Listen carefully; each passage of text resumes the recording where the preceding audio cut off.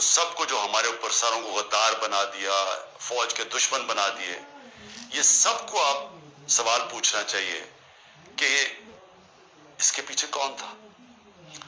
دوسری چیز، میں اپنے کارکنوں کی اب بات کرنا چاہتا ہوں، کیونکہ میرے پاس اب جو نکل کے آئے ہیں کارکن، ابھی میں باہر، میرے ایک کارکن جس کو 17 دن جیل میں رکھا ہے وہ واپس آیا، سارے ایک ہی کہانی سنا رہے ہیں، اتنے زیادہ لوگ ہیں، جیل چھوٹا ہے، سب کو وہاں بند کیا ہوا ہے، یعنی وہ جیل میں گنجائش ہی نہیں ہے جو جیلوں میں جتنے زیادہ لوگوں کو انہوں نے بند کیا ہوا ہے۔ کس حالات میں وہ رہ رہے ہیں، کس طرح گندگی ہے وہاں،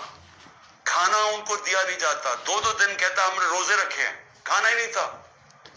اور پھر ان سے جو سلوک کیا گیا ہے، یعنی ایسے رکھا گیا، یہ پولیٹیکل ورکرز ہیں، انہوں نے کوئی کرائم نہیں کی، ان کی ابھی تو کرائم ثابت ہی نہیں ہوئی، اور پھر وہ بتاتے ہیں ہم جاتے تھے ادھر عدالت میں، وہاں سے نکلتے دوسرے کیس پہ اندر ڈال دیا۔ اب یہ جو آدمی نکلا ہے، یہ صرف یہ کوئی 40 لوگ رہا ہوئے ہیں، 40 میں سے 7-8 نکلے ہیں، باقیوں کو پھر جیلوں میں ڈال دیا۔ تو یہ مجھے بتائیے کون سا قانون ہے آج پاکستان میں؟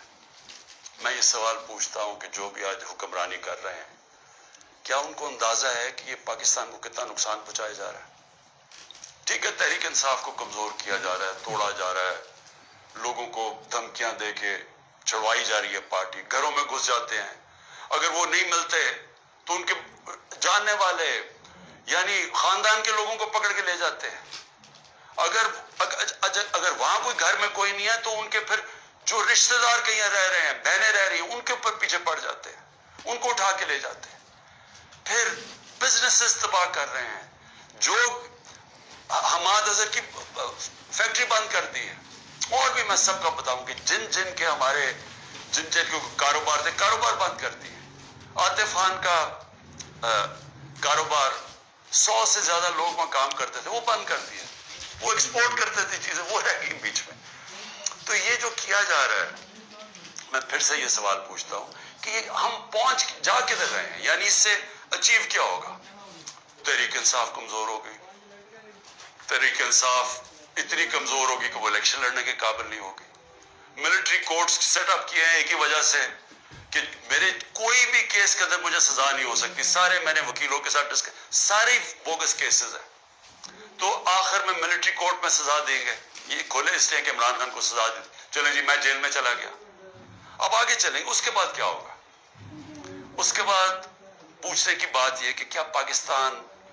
جو تیزی سے اس دلدل میں پھنستا جا رہا ہے، اس سے نکل جائے گا؟ کیا ہماری معیشت جو اس وقت کبھی اتنے برے حالات میں نہیں تھے جو آج ہے، کیا یہ جو مہنگائی پاکستان کی تاریخ میں سب سے زیادہ 12.4% تھی جب ہم اقتدار میں تھے 1 سال پہلے، آج وہ 38% پہ پہنچ گئی ہے، یعنی لوگوں کو تنخواہ دار طبقے کے لیے اب وہ عذاب آ گیا ہے اور آتا جائے گا، بجلی کے بل نہیں دیے جائیں گے ان سے، ان کو گھر میں جو کھانے پینے کی چیزیں ہیں جس کو سینسٹیو پرائز انڈیکس ہے، یہ 38% ہے، وہ 45% پہ پہنچا ہوا ہے، یعنی جو گھر کی کھانے پینے کی چیزیں جو عام کچن آئٹمز ہیں، جو بجلی وغیرہ ہے، تو کیا یہ ٹھیک ہو جائے گا اس سے؟ کیا مجھے کوئی یہ آج بتا دے کہ تحریک انصاف چلے الیکشن بھی ہار گئی، کیا یہ لوگ آئیں گے نا واپس سے جو ابھی اقتدار میں بیٹھے ہوئے ہیں؟ تو انہوں نے تو 1 سال میں ملک کو تباہی بیڑا غرق کر کے رکھ دیا۔